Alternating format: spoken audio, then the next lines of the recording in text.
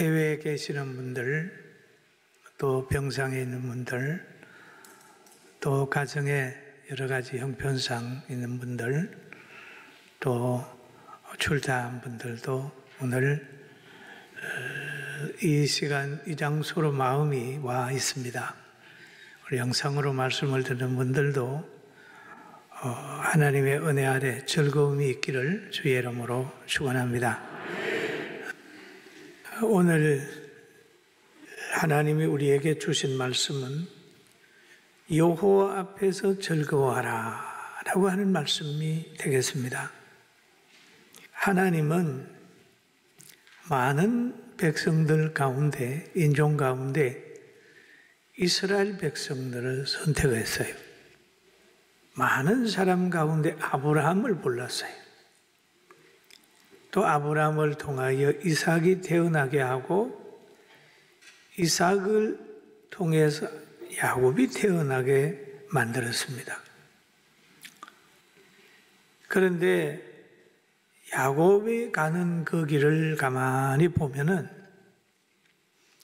하나님의 마음으로 또 하나님의 눈으로 역사를 보면 이해가 되지만 세상적으로 보면 참 힘든 길이었어요.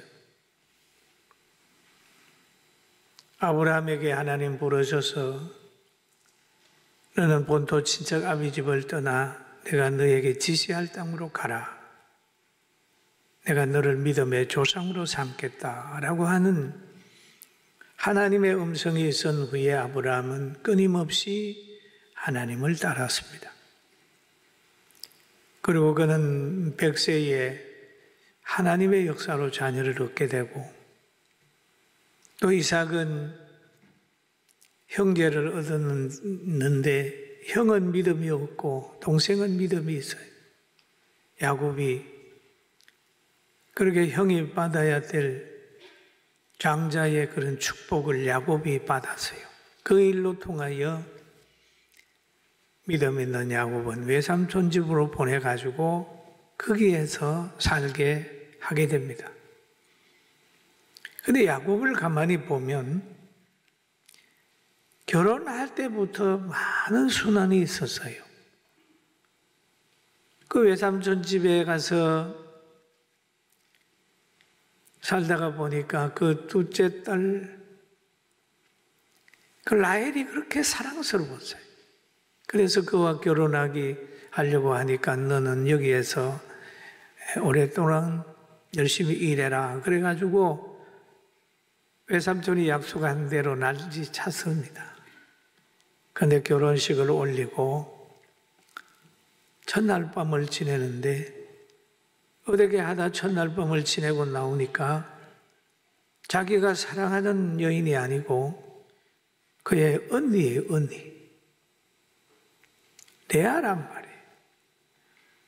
여러분 얼마나 난리 날 일입니까? 그러니까 야곱은 굉장히 당황하는 거죠. 그 영화에 보면 막 반항하는 그런 내용이 있어요. 그러니까 외삼촌이 그러는 거예요. 우리는 동생을 먼저 결혼시키는 거 아니니까 네가 사랑하는 그 아이를 다시 얻으려면 몇 년간, 7년간 또 수고해라. 그래가지고 다시 자기가 사랑하는 여인을 얻기 위해서 7년간 수고를 합니다. 그래서 그의 몸종 둘하고 두 사람을 통하여 네 명의 아내를 얻게 되는 거죠. 그럼 그 가정을 보면 굉장히 참 어렵다라고 생각을 하는데 역사를 쭉 보게 되면 이게 하나님의 섭리였다. 왜? 그 네 여인에게 12명의 자녀가 태어났단 말이에요. 그게 이스라엘의 12지파가 되는 거예요. 그래서 하나님의 눈으로 역사를 보고 사건을 보면 이해 못할 게 아무것도 없습니다. 바울 사도는 일찍이 이것을 깨달음으로 인하여 로마서 8장 28절에 이렇게 말하고 있습니다. 우리가 알거니와 하나님을 사랑하는 자, 곧 그 뜻대로 부르심을 입은 자들에게는 모든 것이 합력하여 선을 이루느니라. 그럼 하나님의 뜻대로 사는 사람들 앞에 일어나는 크고 작은 사건들은 하나님의 눈으로 길게 역사를 보면 모든 것이 은혜다. 그랬습니다. 여러분, 모든 것이 은혜다. 믿습니까? 모든 것이 은혜. 이곳으로 이사 오는 것도 은혜고, 몸이 아픈 것도 은혜고, 실패하는 것도 은혜고, 은혜가 아닌 것이 하나도 없다. 하나도 없다. 4명의 여인과 함께 사는 것도 12지파를 가지게 하기 위한 하나님의 섭리로 볼 수 있다. 우리가 열매를 보면 그 가정이 하나님의 역사했는지 안 했는지를 알 수가 있죠. 그리고 하나님께서 그 자녀들의 갈등이 있잖아요. 이스라엘의 12지파가 만들어낸 자녀들의 갈등. 그 자녀들의 갈등을 통해서 요셉을 애굽에 팔잖아요. 요셉은 울면서 갔겠죠. 형제들은 아기가 차서 요셉을 팔았죠. 아버지는 요셉이 죽은 줄 알고 탄식하면서 지냈습니다만은 그 역시도 요셉이 애굽의 총리가 돼서 노년의 야곱을 행복하게 모실 수 있는 환경을 만들었다. 그 자녀들의 갈등 그 자체도 하나님이 개입하셔가지고 마지막에 이스라엘 백성이 애굽에서 둥지를 틀고 총리의 실력으로 보호받다가 다시 400년이 쭉 지난 다음에 거기에서 출애굽해가지고 홍해 건너서 광야의 40년 생활 를 통해서 하나님의 살아계심을 이스라엘 백성들에게 체험시키는 거예요. 목마르면 반석에서 샘물 나게 하여 목을 죽이고 아침이면 그 만나가 이슬처럼 내려서 그들의 허기진 배를 채우고 저녁이면은 고기 먹고 싶다고 하면 새가 날라오게 만들어 메추라기를 날라오게 해서 그들에게 고기가 되게 했어요. 그 후에 가나안에 들어가서 생활하게 합니다. 12사람에게 지파에게 나누어 주는 거예요. 그리고 레위 지파에게는 성전을 관리하고 하나님과의 관계 유지하면서 예배드리는 일을 대신하게 했습니다. 우리는 이 가정 속에서 보면은 하나님의 눈으로 역사를 보면 모든 전적인 하나님의 섭리 가운데 이루어졌는데 사람 편에서 보면 출애굽하는 가정 속에서 원망하고 불평하는 사람도 생겨났고 믿음 없는 사람은 가나안에 들어가지 못하고 광야에서 다 죽어버리고 그렇게 되는 거예요. 그리고 믿음으로 나가는 그 사람들을 해하려고 애굽의 군대가 따라오다가 홍해에서 몰살당하게 되는 그런 것들을 다 우리가 하나님의 눈으로 보면은 이해가 다 되는 거예요. 그래서 잠언서 19장 17절을 우리 같이 한번 봅니다. 같이 봅니다. 시작. 가난한 자를 불쌍히 여기는 것은 여호와께 구워드리는 것이니 그의 선행을 그에 갚아주시니 얼마나 귀해요.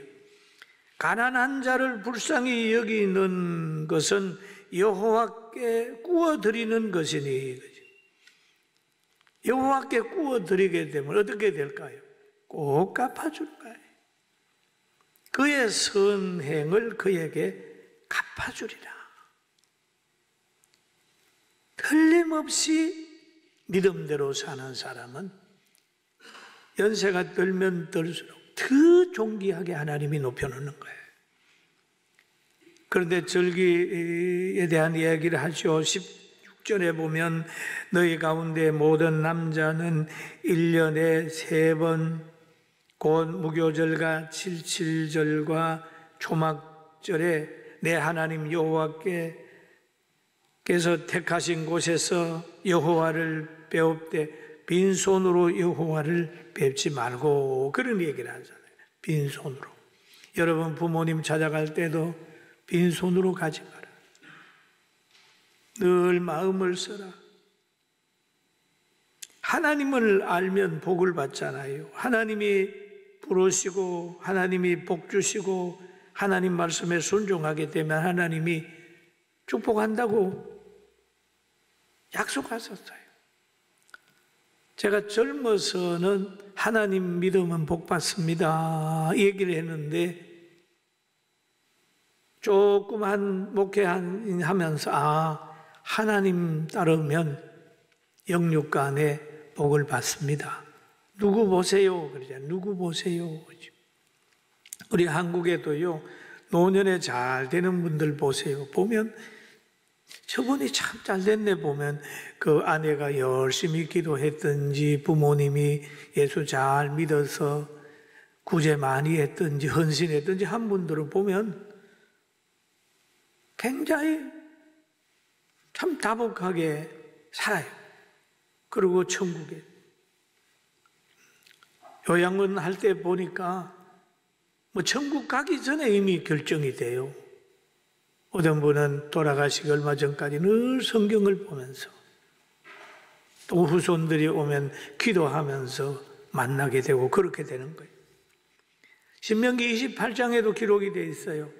내가 내 하나님 여호와의 말씀을 삼가 듣고 내가 오늘날 내게 명령하는 그 모든 것을 지켜 행하며 내 하나님 여호와께서 너를 세계 모든 민족 위에 뛰어나게 할 것이라. 할렐루야. 민족 위에 뛰어나게 할 것이라. 내가 내 하나님 여호와의 말씀을 청종하면 이 모든 복이 내게 임하며 내게 이르리니 성읍에서도 복을 받고 들에서도 복을 받을 것이며 내 몸의 자녀와 내 토지의 소산과 내 짐승의 새끼와 소와 양의 새끼가 복을 받을 것이며 내 강주리와 떡반죽 그릇이 복을 받을 것이며 너가 들어와도 복을 받고 나가도 복을 받을 것이니라. 여호와께서 너를 대적하기 위하여 일어난 적군들을 내 앞에서 패하게 하시리라. 그들이 한 길로 너를 치러 들어왔으나 내 앞에서 7길로 도망가리라. 할렐루야. 적군이 한 길로 들어왔지만은 대적을 하게 되니까 그냥 7길로 도망가는 거예요. 하나님을 믿는 사람에게도 대적이 일어날 수 있어요. 그러나 하나님 믿는 사람에게는 대적을 이길 수 있는 에너지가 있어요. 할렐루야. 하나님 믿는 민족은 어려움을 극복할 수 있습니다. 있어요. 예수님 모신 가정은 어려움을 극복할 수 있고, 예수님 계신 그곳엔 풍랑이 일어나도 그 배는 침몰되지 않는 거예요. 여러분, 예수님 잘 모시고 삽시다. 아멘. 예수님 잘 모시고 사세요. 그런데 오늘 성경에 보면 신명기 16장 12절에 절기를 지킬 때에 꼭 이것을 기억해라 라는 말씀이 있어요. 한번 읽어보겠습니다. 너는 애굽에서 종되었던 것을 기억하고 이 규례를 지켜 행할지니라. 아멘. 애굽에 종살이 했을 때를 생각해 봐라. 그때를 생각해 보면 너무한 거지요. 남자아이들을 키울 수 없는 환경이고 강제노동에 시달리면서 조금도 실수 없이 채찍을 맞아야 될 그런 때예요. 모세가 태어났을 때에 강가에 갖다 버려야 되는 거예요. 이거 애굽에서 종살이 할 때에 이스라엘 백성이 당하는 순환이었어요. 그때를 생각해봐라. 여러분, 자기 몸으로 나가지고 아이가 방긋방긋 웃을 때 키우지 못하고 갈상자에 택해가지고 강가에 갖다 버리는 부모 마음. 모세만 그렇겠습니까? 그냥 부모님들이 아이들 오게 되면은 어느 산파는 그냥 남자면 죽여버린다. 그 이스라엘 백성이 애굽에서 있을 때에 그 순환은 이루 말할 수 없는 거예요. 그거 기억해라. 가나안에 살면서 그때의 어려움을 기억해라. 그러면서 절기를 지켜라 라는 얘기를 하고 있는 겁니다. 여러분, 자신의 복을 살피고 그리고 이스라엘 백성은 애굽에서의 사건들을 생각했다면 오늘 우리는 어떻게 해야 될까요? 지금 고기라도 제대로 먹고 지금 좋은 차 타고 전화기를 들고 다니는 이런 상황 속에서 이게 언제부터 이루어졌습니까? 몇 년 안 됐어요. 지금 70, 80 대신 우리 어르신들은요, 보릿고개 참 힘들었습니다. 보통 힘든 게 아니에요. 그때 가난하게 산 가정들을 보면은 저도 경험을 했어요. 저도 시골에 살다 보니까 우리 어머니 밑에서 이래 사니까 영양이 부족하게 되니까 배가 동그랗게 나오는 거예요. 눈만 나오는. 그래서 누가 그래도 쟤는 못 먹어서 그렇다고. 그러니 우리 할아버지가 두더지 잡아가지고 구워가지고 주고,